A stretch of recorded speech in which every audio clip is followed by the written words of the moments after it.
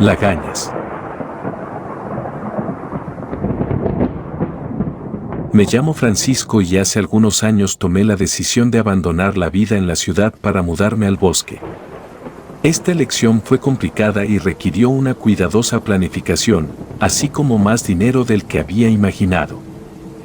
En primer lugar, tuve que conseguir un pequeño terreno en las afueras del bosque, ya que el bosque en sí pertenece al gobierno.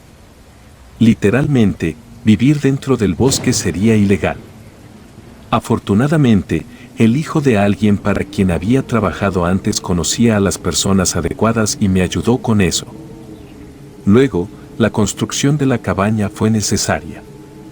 Por supuesto, no podía construirla yo mismo, así que tuve que contratar a alguien.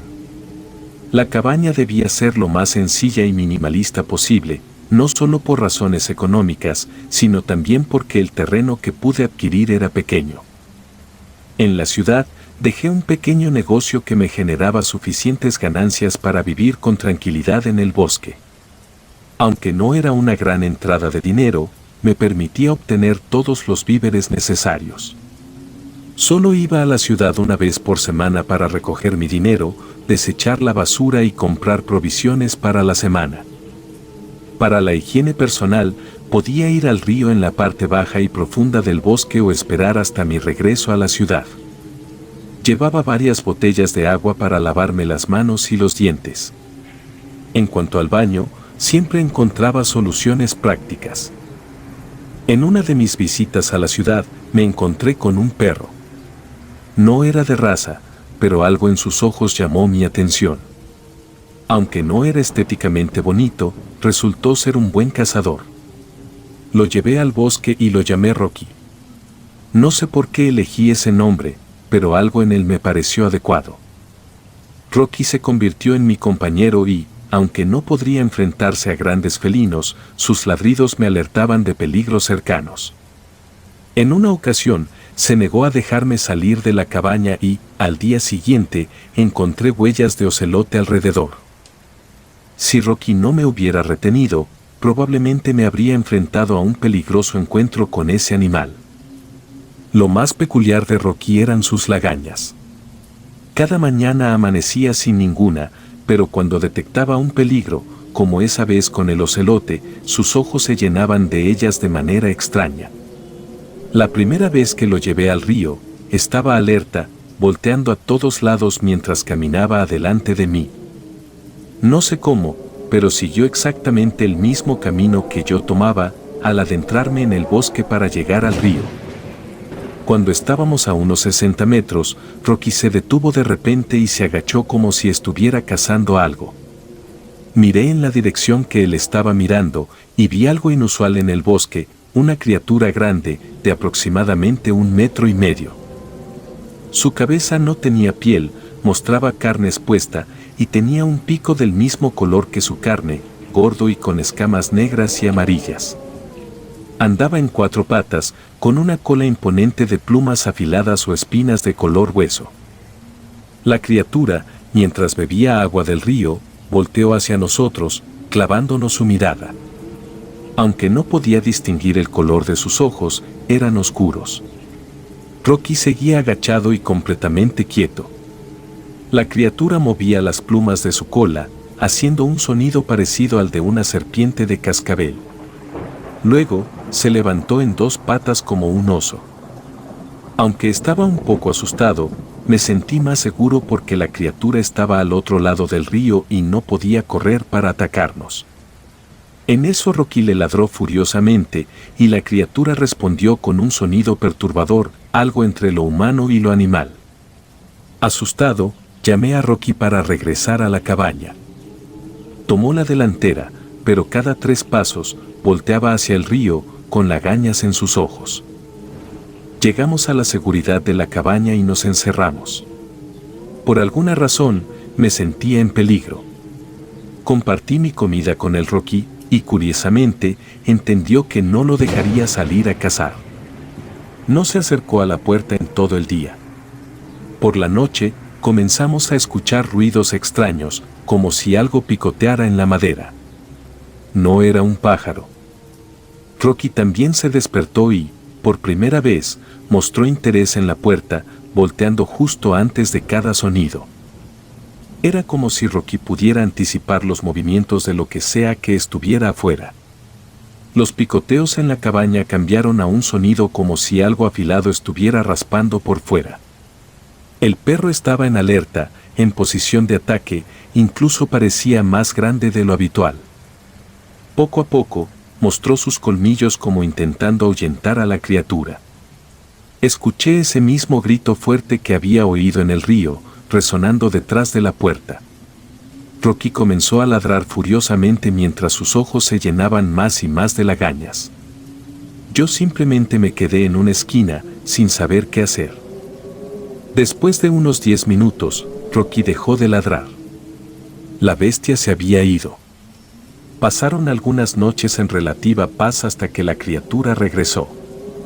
El problema fue que, en esa ocasión, tanto Rocky como yo estábamos fuera de la cabaña tomando aire. A lo lejos, mi perro no ladró, en cambio, me empujó para que yo entrara. Intenté jalarlo conmigo, pero se quedó afuera. A través de la pequeña rendija de la puerta, vi cómo Rocky se lanzó contra la bestia.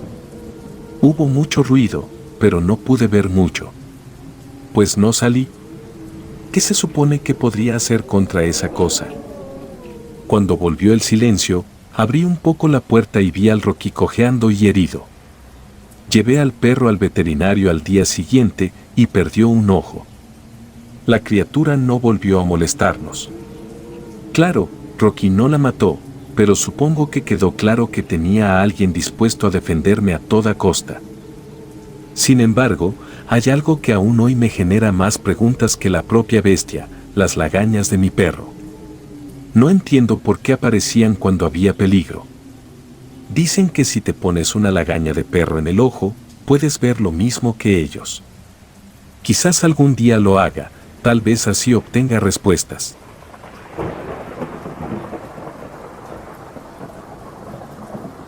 Sin hojas. Lo que voy a contar sucedió en 2015 en un lugar que podría describirse como maldito, un bosque que más que un bosque, parecía un entorno muerto, oscuro y siniestro. En ese entonces, pasaba la mayor parte de mi tiempo libre en Facebook, buscando gente de todo el mundo para agregar y aprender cosas nuevas. Por casualidades del destino, me hice amigo de un sujeto español que vivía en Dinamarca.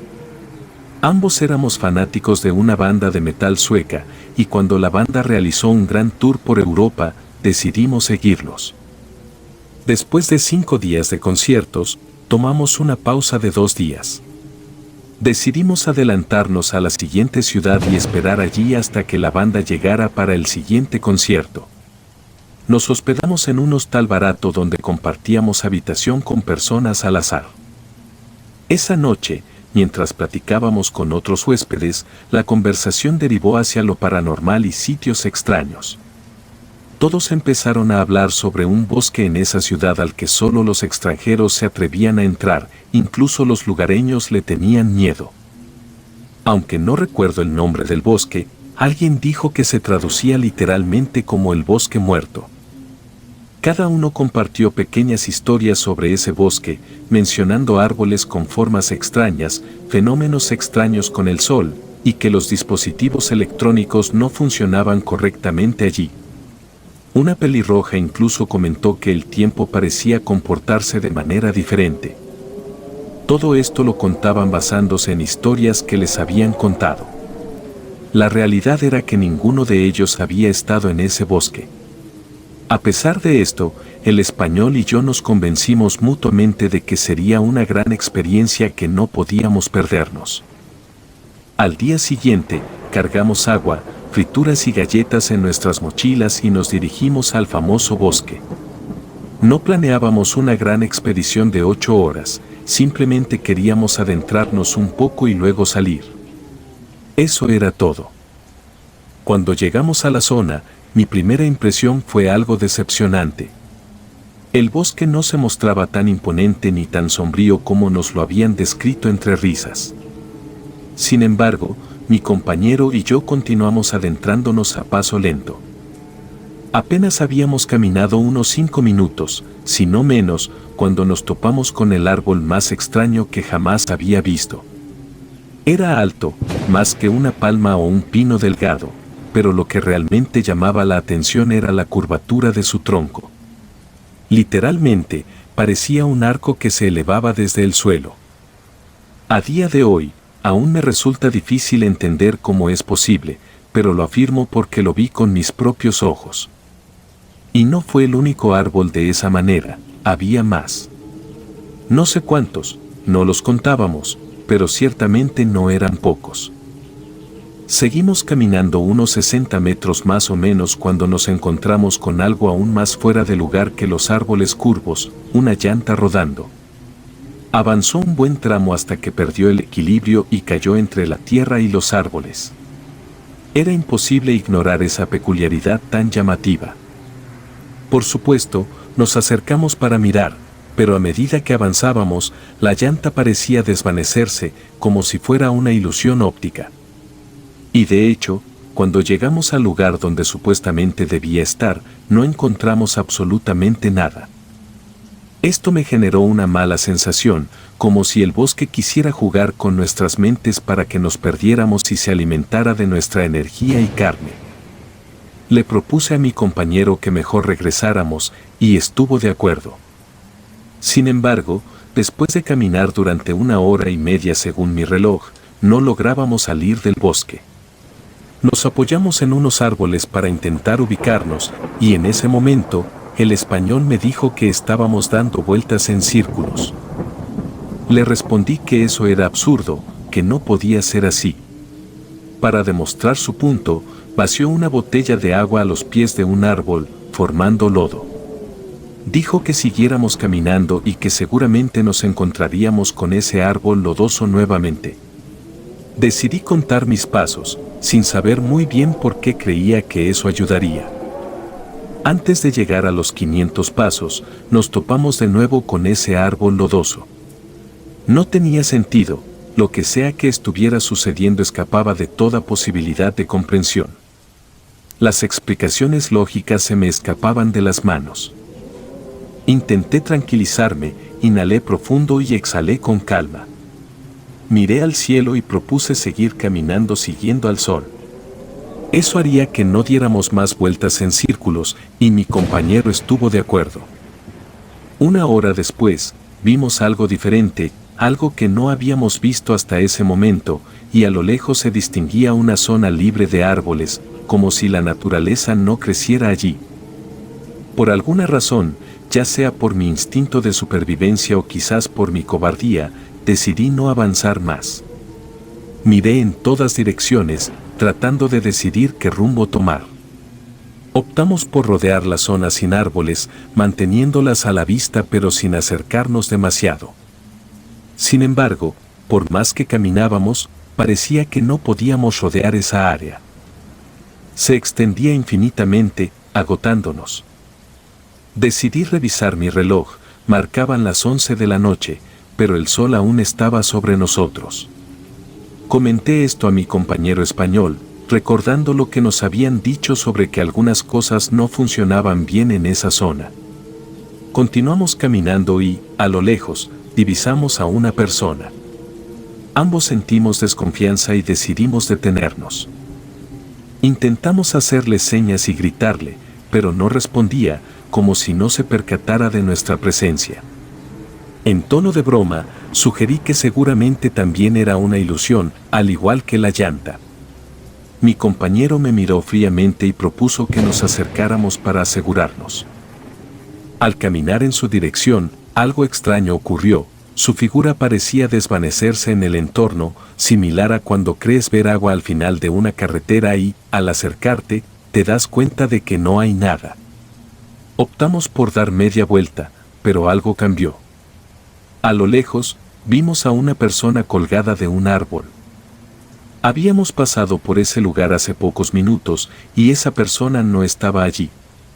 Decidimos no acercarnos, quedándonos con un cadáver al frente, una figura falsa detrás y una zona misteriosa e infinita a la derecha. La única opción que nos quedaba era correr en dirección opuesta. mientras corríamos, escuchábamos sonidos como si alguien se estuviera acercando a nosotros. Afortunadamente, logramos salir sanos y salvos. Estuvimos dentro del bosque menos de media hora, pero sentí como si hubieran sido horas. No cabe duda de que, como nos advirtieron, dentro del bosque, el tiempo funciona de manera diferente.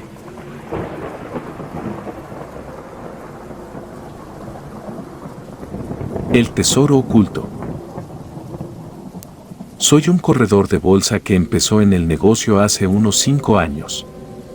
He trabajado duro, sacrificando muchas otras cosas para poder conseguir lo que he conseguido hasta ahora. Estoy casado hace 3 años con la que fuera mi novia de la universidad, María. Tenemos una niña de casi 2 años, Elena.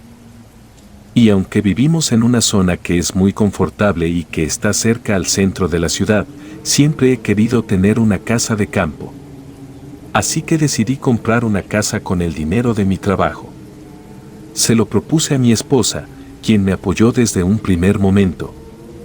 Es una bonita casa ubicada en las afueras de la ciudad. Pues siempre había soñado con tener una igual, recuerdo que le dije al vendedor. Pero el hombre se notaba algo nervioso, como queriendo salir rápido de aquel sitio. Le dije que si no tenía reparo en que fuera por segunda vez a verla antes de tomar la decisión. Me dijo que no, pero que no iría él a mostrarla, en su lugar enviaría a una persona que lo reemplazara. Una joven, muy atenta, fue quien me mostró la casa. Le dije que estaba conforme, que me gustaba y qué documentos tenía que hacer para poder empezar el proceso. Luego de casi una semana, finalmente, decidí venir a pasar unos días en mi nueva casa. En la sala hay una chimenea, por lo que buscar la leña en el bosque para luego encender el fuego, me pareció algo que era por completo diferente a lo que buscaba antes en la ciudad para relajarme. Pues la vida en la ciudad se vuelve monótona. El trabajo se convierte en algo que no permite que podamos pensar en otras cosas. Así que esa casa de campo me pareció la mejor inversión que podía hacer en mi vida.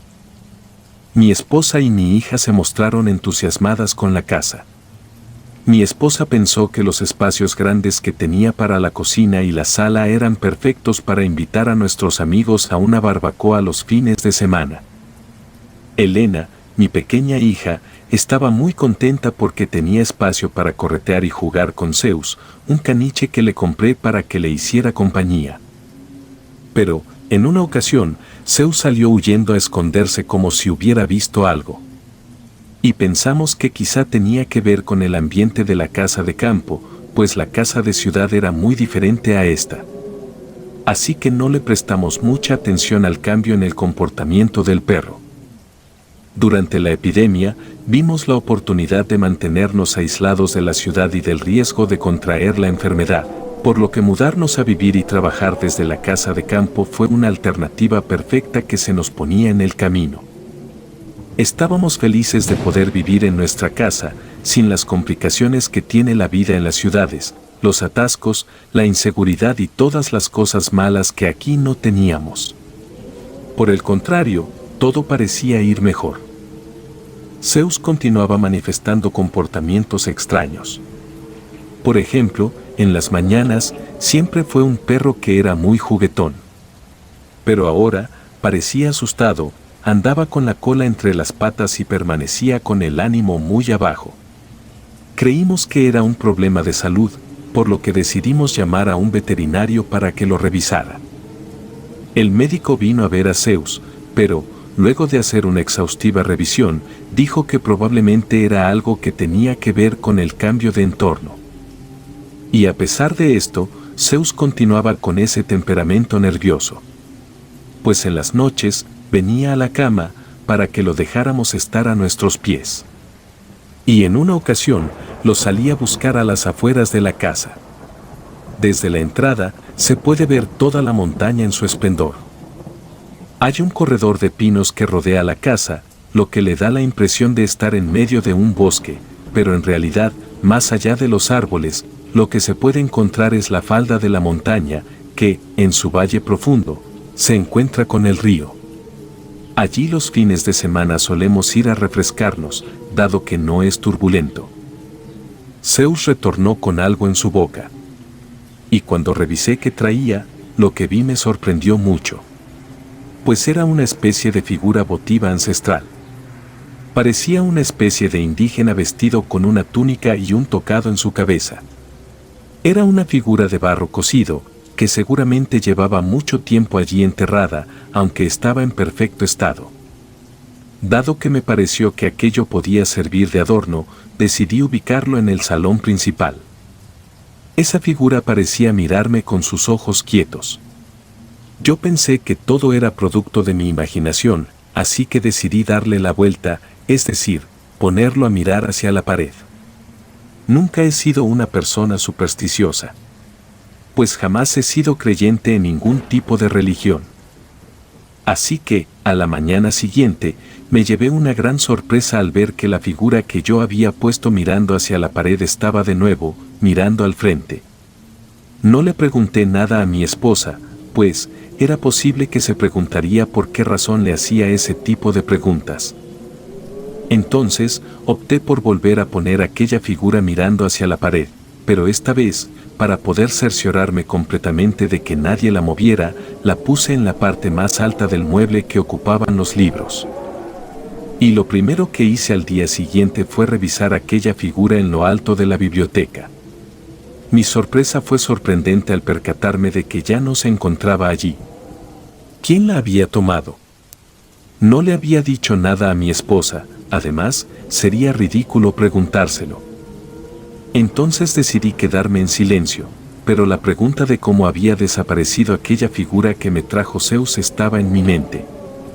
Mi esposa me preguntó qué tenía, porque no hablaba casi, yo que suelo ser bastante hablador. Le dije que no pasaba nada, que todo estaba bien. Yo te conozco muy bien, dijo mi esposa. Así que no me mientas. Entonces, le conté lo que había pasado.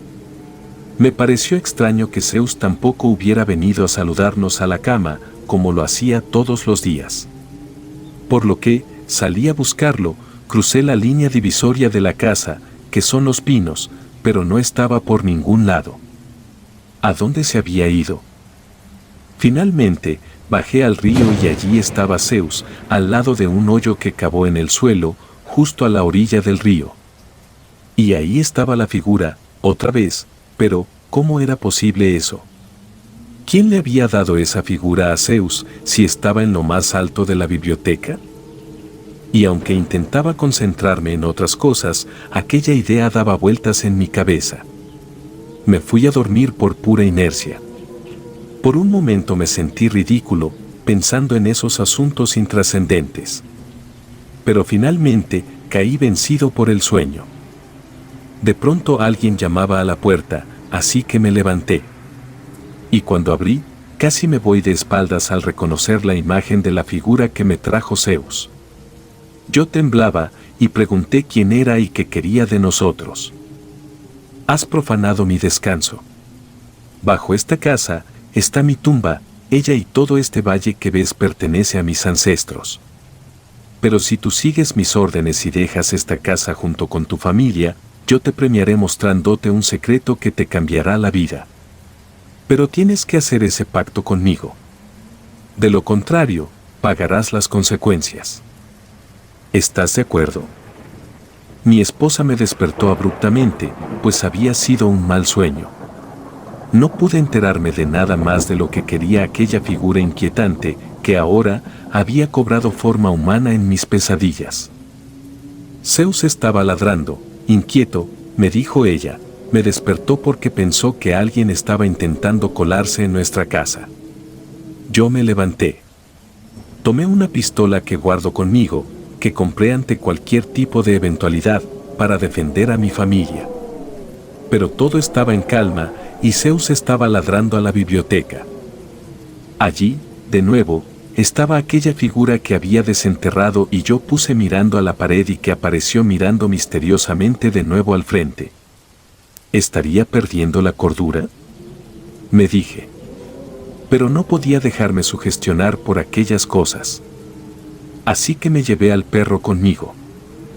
Intenté dormir y retomar el sueño en el mismo punto donde lo había dejado, pero no fue posible. A la mañana siguiente, busqué en internet a un experto en esos temas. Parapsicólogos, médiums, tarotistas, videntes y chamanes. Así que guardé el número en el celular, salí y hablé con el hombre. Y sin preguntarle siquiera, de inmediato me dijo que podía ver una figura tutelar muy poderosa, que estaba acechándome. Está en un lugar sagrado, dijo el hombre que se hacía llamar chamán. Tiene que hacer lo que diga, pues estos espíritus son sagrados, no se puede jugar con ellos. Así que concertamos una cita en el pueblo, al día siguiente. Cuando llegué, el hombre me saludó. Miré sus ojos, tenían la misma expresión de la pequeña figura de barro, que parecía mirarme penetrando hasta el alma con sus ojos. Me dijo que debía poner bajo la almohada a la figura para poder terminar la conversación con este espíritu. Los sueños son la única manera de comunicarse con este plano, una vez se ha dejado la vida en esta tierra, agregó el chamán. Debe hacer lo que le diga este cacique, pero por ningún motivo, usted puede tratar de engañarlo, porque las consecuencias serán fatales. Así lo hice. Puse la figura de barro bajo la almohada esa noche, y durante el sueño, me dijo: debes bajar hasta la orilla del río, poner mi figura de barro y enterrarla, caminando 50 pasos hacia el sur. Y en lo alto de la montaña, encontrarás una cueva, allí, bajo un montón de piedras, encontrarás un mapa. Así sabrás dónde encontrar el tesoro oculto. Y una vez que lo tengas, toma la mitad y la otra, dásela a mis descendientes. Así que, hice lo que me dijo, al día siguiente. Hablé con mi esposa para explicarle que teníamos que irnos de aquella casa. Le conté todo. Teníamos un tesoro en nuestras manos. Ella me dijo que no tenía por qué entregárselo a nadie. Pero no le hice caso, así que busqué a los descendientes del cacique y les entregué todo el tesoro. Pues no quería nada que tuviera que ver con eso. Ahora tengo miedo de dormir y volver a soñar con aquel hombre. Espero poder, algún día, recuperar mi tranquilidad, porque, como dije, tengo miedo de que algo le pase a mi familia y a mí.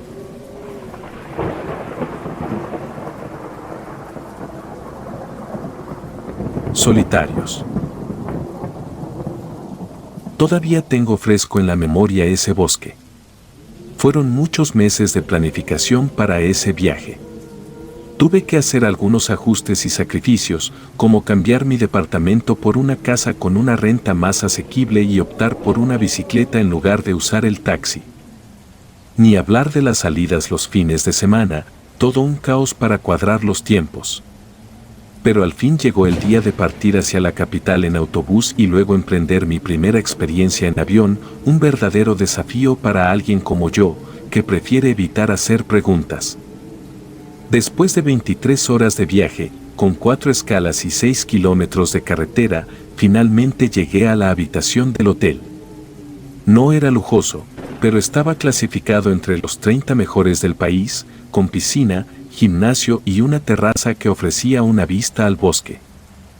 A pesar de todo, los nervios me invadían, así que decidí calmarlos en el bar del hotel y después cenar antes de tomar una merecida siesta.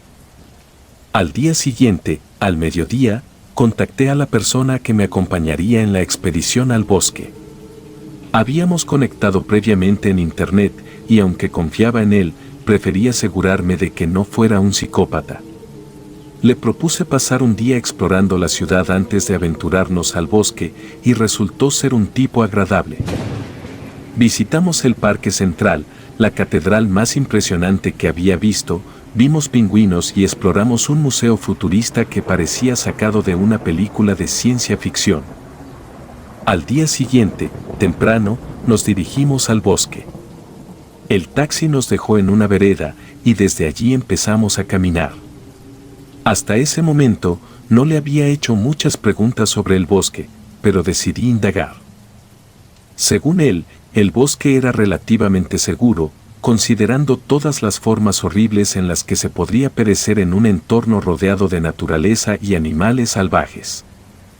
El tipo me aseguró que, sin lugar a dudas, existían bosques mucho más peligrosos. Curioso, le pedí que me diera una cifra, y mencionó que en la última década habían encontrado 5 personas muertas y se habían reportado 20 desaparecidos. Debo admitir que esperaba números más alarmantes, así que respiré aliviado. Avanzamos durante 2 horas seguidas antes de detenernos para descansar junto a unos árboles. Aunque él no parecía agotado, mi espalda pedía un respiro. Cuando me disponía a sentarme, el tipo sugirió que mejor lo hiciera en el árbol de al lado. Extrañado, le pregunté por qué y me pidió que observara la base del tronco. Ahí descubrí una cámara. La explicación llegó pronto. El gobierno tenía cámaras dispersas por el bosque por varias razones, desde monitorear nuevas especies hasta detectar cazadores. Estas cámaras, además, habían ayudado a encontrar personas perdidas en el bosque. Mi curiosidad se avivó, imaginando que esas cámaras podrían haber grabado cosas inexplicables. Confirmó mis sospechas al mencionar que, en ocasiones, se filtraban videos extraños cuando los encargados revisaban las cámaras y grababan los monitores con sus teléfonos. El tipo afirmó tener algunos de esos videos en su teléfono y, a pesar de mi inquietud, le pedí que me los mostrara. El primer video mostraba 2 figuras parecidas a primates caminando erguidas y arrastrando algo. La distancia no permitía determinar su altura, pero el tipo aseguró que debían medir al menos 2,5 metros. La grabación me estremeció, y le pregunté en qué área habían sido captadas. Dijo que estaban a unos 30 kilómetros en dirección noroeste. Opté por cambiar de dirección al noreste, sin atreverme a ver el segundo video. Preferí seguir nuestro camino, avanzando otras 3 horas y alimentándome con barras de chocolate y bebida energética. Cuando el tipo sugirió regresar para salir con la luz del sol, expresé mi deseo de continuar al menos 5 kilómetros más. Me dio una palmada en el hombro y propuso que fuéramos al lago, asegurando que llegaríamos en 1 hora y media. Cuando tuvimos el agua a la vista, sugirió que nos escondiéramos detrás de una formación rocosa. Inquieto, pensé que había avistado algún animal peligroso bebiendo en el lago, pero al preguntarle, me reveló que no se trataba de eso. Era algo más peligroso y explicó que al lago se le conocía como el lago de los olvidados. Todas las personas desaparecidas se habían acercado a este lago antes de perderse, según las cámaras del bosque. El tipo me advirtió que en ese lago no habitaban peces, sino fantasmas que podían ser vistos a plena luz del día. Mis nervios aumentaron, y él, notando mi preocupación, se asomó un poco sobre las rocas y me dijo que había uno a la vista. Con el corazón acelerado, me asomé y vi a una niña pequeña jugando en la orilla del lago. Por un momento, me calmé al pensar que solo era una niña inofensiva. Sin embargo, la sensación de incomodidad creció al darme cuenta de que una niña tan pequeña estaba sola en medio del bosque. El tipo reveló que esa niña había sido reportada como desaparecida hace 7 años y que las cámaras la habían grabado caminando por otras áreas del bosque. Le pedí que nos fuéramos y al regresar al hotel a las 9 de la noche, le invité a cenar. Antes de que se fuera, le pregunté si el otro video que tenía en su celular era sobre esa niña. Confirmó que sí, y al verlo, quedé helado. Era la misma niña, con el mismo peinado y la misma ropa, pero la fecha del video era abril de 2014.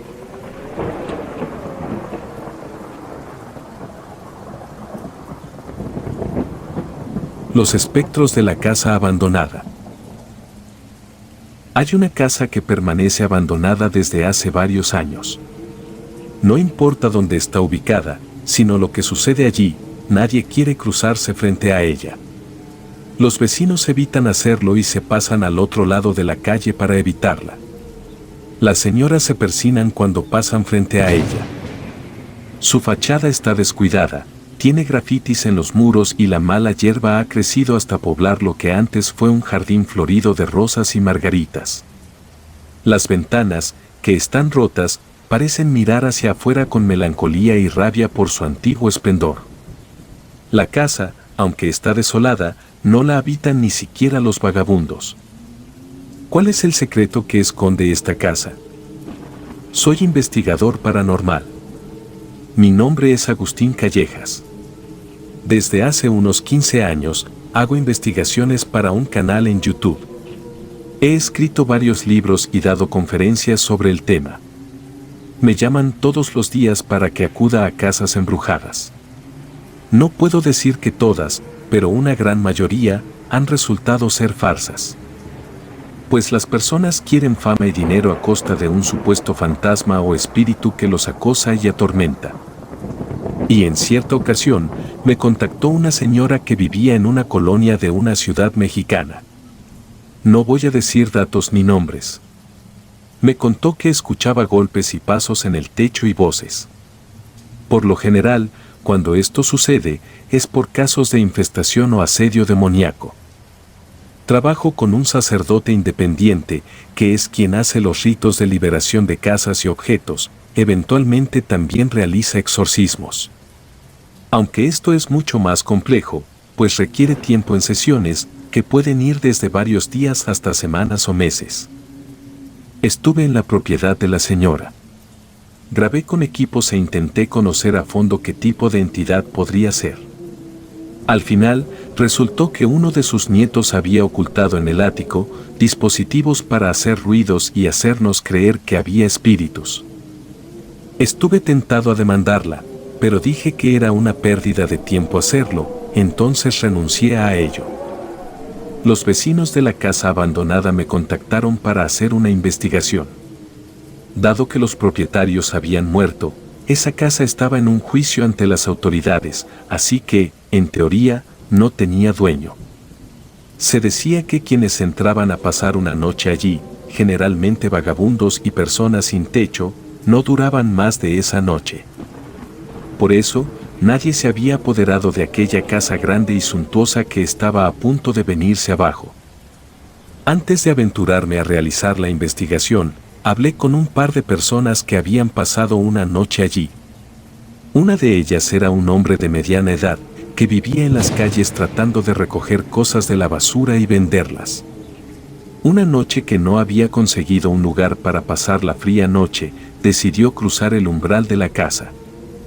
Entré y me sentí como si fuera un hombre poderoso. Es muy grande la casa, el piso de madera la hace acogedora. Incluso, como hay una chimenea, pensé en hacer fuego y pasar una noche sin frío aquí dentro. La revisé con mucho anhelo, ya la empezaba a ver como mi futuro hogar, me contó el hombre. Por lo que me dispuse a hacer mi cama. Incluso, noté que la casa tenía muebles de más o menos 20 años atrás, cuando las personas que vivían aquí murieron, seguramente. Mientras estaba escuchando música en un radio que cargo conmigo, de repente la batería empezó a descargarse. Se me hizo extraño, pues la había cargado recién. Me dispuse a dormir, pues estaba bastante cansado. Verá, yo recorro toda la ciudad durante el día para ganarme el pan vendiendo cosas que encuentro en la basura. A veces las puedo rehabilitar, restaurarlas y venderlas por unos cuantos pesos con los que puedo comer algo. Eso en los días de suerte. Cuando no, pues no la paso bien. Vivo gracias al buen corazón de quienes se apiadan de mí, dándome un plato de comida. Mientras estaba dormido, empecé a sentir frío. Cargo conmigo una manta gruesa, que es la que me provee calor por las noches, y la atesoro muy bien. Pero al despertar, no la tenía encima. Se me hizo muy raro, entonces me levanté a buscarla. Encendí la lumbre con el encendedor que llevo encima para prender a veces un cigarro. Me estaba poniendo de mal humor, pues quería seguir durmiendo, entonces, grité, no me está haciendo gracia, sea quien seas, devuélveme mi manta o te vas a arrepentir. Recorrí el primer nivel y estaba subiendo al segundo, por las escaleras desvencijadas, cuando escuché pasos en el segundo. «Anda, baja y verás la que se te viene encima», le grité a quien quiera que fuera aquel intruso. Consideraba que era esa mi casa y la iba a hacer respetar, fuera como fuera, era mi territorio en ese momento, usted sabe, esta es la ley de la calle. Así que, como nadie aparecía, subí por las escaleras.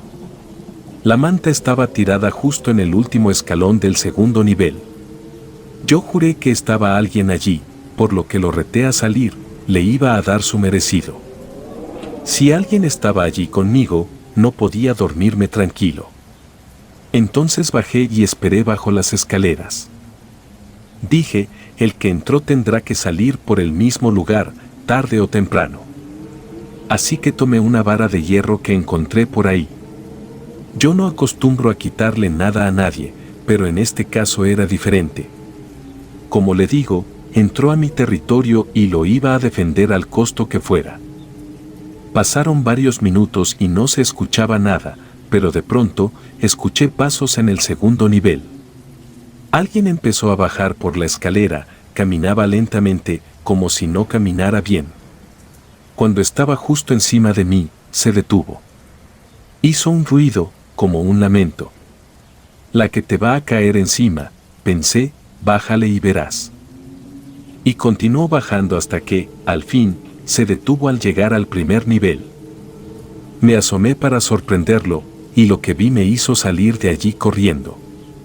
Era un hombre alto, tenía un traje elegante pero pasado de moda, y de él caían gotas de sangre de su traje. Se detuvo como cuando uno está atento a escuchar o ver algo. Me extrañó ver solo su espalda a la luz de la luna, entonces, cuando se giró, pude ver que no tenía cabeza, la llevaba en su mano derecha, como si estuviera cargando un paquete. Los ojos fríos me miraron y entonces se rió de mí, mientras yo salía de allí, huyendo de ese sitio maldito, para jurarme que nunca más volvería a meterme, aunque me estuviera muriendo del frío. Jamás, señor, se lo juro, había sentido tanto miedo como esa noche que vi eso. Al otro día, entré a la primera misa de las 7 de la mañana a la catedral para arrepentirme de todos mis pecados. Incluso, me confesé con el cura y le conté lo que vieron mis ojos, estos mismos que se van a comer los gusanos. Me dijo que mi alma necesitaba paz y a Dios. Entonces me dijo que hiciera 5 Padre Nuestros y 3 Ave Marías y que fuera con Dios. Eso es lo que le puedo contar sobre esa casa, mi jefe. Era un relato intenso, que me llevó a tomar la decisión de hacer la investigación en la casa. Entré con un equipo de 2 personas más, que me acompañarían a registrar todo lo que podría dar indicios de que en esa propiedad había presencias. Cuando estuvieron los equipos puestos, procedimos a esperar. Repetimos la rutina del vagabundo, nos pusimos mantas para dormir, aunque la intención era pasar la noche en esa casa y registrar todo. Los 2 miembros del equipo subieron al ático con cámaras y equipo de registro de frecuencias electromagnéticas. Una fuerte energía se sentía en uno de los cuartos del segundo piso. Por lo que registramos todo, pero en las cámaras no aparecía nada. Tampoco en las grabaciones de audio pudimos, en primer lugar, escuchar nada. Esa primera noche pasó sin novedad. Era algo extraño, pues todas las personas que entrevistaba decían que no se podía pasar más de una noche allí. Así que con el material que habíamos recolectado, fuimos al laboratorio para hacer el informe. Revisé las horas de video y audio que registramos y no percibí nada, entonces decidí mostrarlo a mis seguidores en mi canal. Hice la presentación, conté con detalle todo lo que los testigos me contaron sobre esa casa. Incluso, algunos seguidores en el chat afirmaban que entraron a esa propiedad y habían salido despavoridos por lo que vieron allí. Un hombre sin cabeza de traje elegante, una niña que tenía un agujero en el pecho, una mujer sin piernas que se aparecía. Indagando en los archivos de prensa, me enteré de que allí había habido una masacre tiempo atrás. La casa se vendió al mejor postor y nadie pudo vivir en ella. pues los espectros de esa casa atormentaban a todo aquel que se aventurara a vivir como lo haría una familia normal en una casa cualquiera. Mientras estaba mostrando el relato del vagabundo, los comentarios eran cada vez más aterradores. Incluso, algunas personas que se atrevieron a hacer allí invocaciones por medio de la ouija murieron o tenían terribles convulsiones, por lo que ni los más valientes eran capaces de entrar. Les dije que no habíamos registrado nada en esa casa, por lo que empezaba a pensar que aquello era una gran farsa para ganar fama a costa de un sitio supuestamente infestado de espectros. Por lo que me sentí desilusionado. Y como había prometido a todos que presentaría el material original, pero aclaré que no encontramos nada interesante, de todas maneras, pasé la grabación de audio y de video. En una de las grabaciones de audio, en la que no escuchamos nada, de pronto, una voz gutural dijo: «Largo de aquí, no entren, no los queremos aquí». Por lo que la repetí varias veces. Empezaron a escucharse más voces, gritos, insultos. Y puedo jurar que no alteramos el material.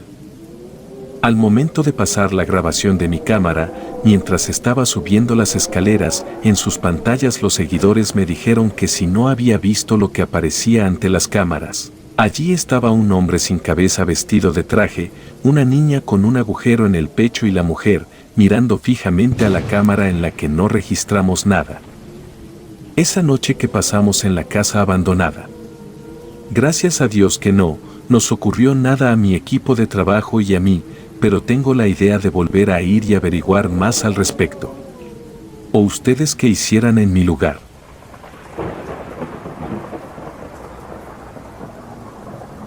Si te gustan los relatos, apóyanos con un like o un comentario, ya que eso nos ayudaría bastante. Y si aún no estás suscrito y suscrita, te invito a que lo hagas para que no te pierdas lo mejor de relatos de terror. Sin más, gracias por escucharnos. Relatos escritos y adaptados por Andrés Castaño y Alula.